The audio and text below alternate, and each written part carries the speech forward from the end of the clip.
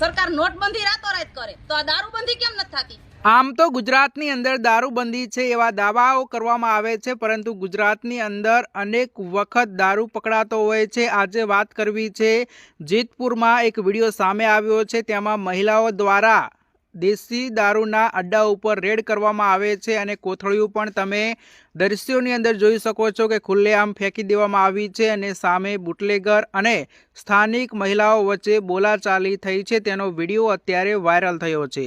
જો વાત કરવામાં આવે તો જેતપુરમાં મહિલાઓ બની છે રણચંડી દેશી દારૂના અડ્ડા ઉપર પહોંચી અને પછી જોવા જેવી કરી અને સ્થાનિક પોલીસને પણ બોલાવવામાં આવી અને બુટલેગરને પોલીસ લઈ ગઈ છે, પરંતુ પોલીસ ઉપર પણ ગંભીર આક્ષેપો લગાવવામાં આવી રહ્યા છે કે પોલીસ સપ્તાહ લઈને જતી રહે છે એવો આક્ષેપ સ્થાનિક મહિલાઓ દ્વારા કહેવામાં આવી રહ્યું છે। આ પ્રકારનો વિડીયો હાલ સોશિયલ મીડિયાની અંદર વાયરલ થયો છે। એક બાજુ વાત કરવામાં આવે તો જિગ્નેશ મેવાણી અને કોંગ્રેસ પાર્ટી છે તે દારૂ મુદ્દે, ડ્રગ્સ મુદ્દે ગુજરાતની અંદર લડત આપી રહી છે, તે છતાં હજુ સુધી બુટલેગરો છે તે તેમને ભાર નથી, તે છતાં દારૂનું વેચાણ ચાલુ છે। અને આજે એક વિડીયો જે જેતપુરથી આવી રહ્યો છે, સાંભળો મહિલાઓની વેદના અને મહિલાઓ અડ્ડા ઉપર જઈ અને જે વેચાણ કરતા હતા જે મહિલા બુટલેગર છે તેમણે શું કહે છે અને વાતચીતના વિડીયો પણ વાયરલ થયા છે। જુઓ સૌ પ્રથમ આ વિડીયો।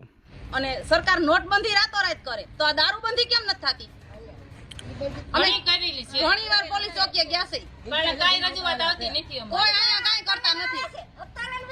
હા બીજું કરતા નથી, સીધા કાઢી દીધું। હા અને પાછા તો પોલીસ વાળા એમ કે તમારા ધંધા પાણી હાલે છે કે હાલતા હારા બે માણા મોટરસાઇકલ દારૂ દેવા જાવે છે, એમને આવું બહાર પડે એટલે હું સામે ખોટા કેસ કરવાના।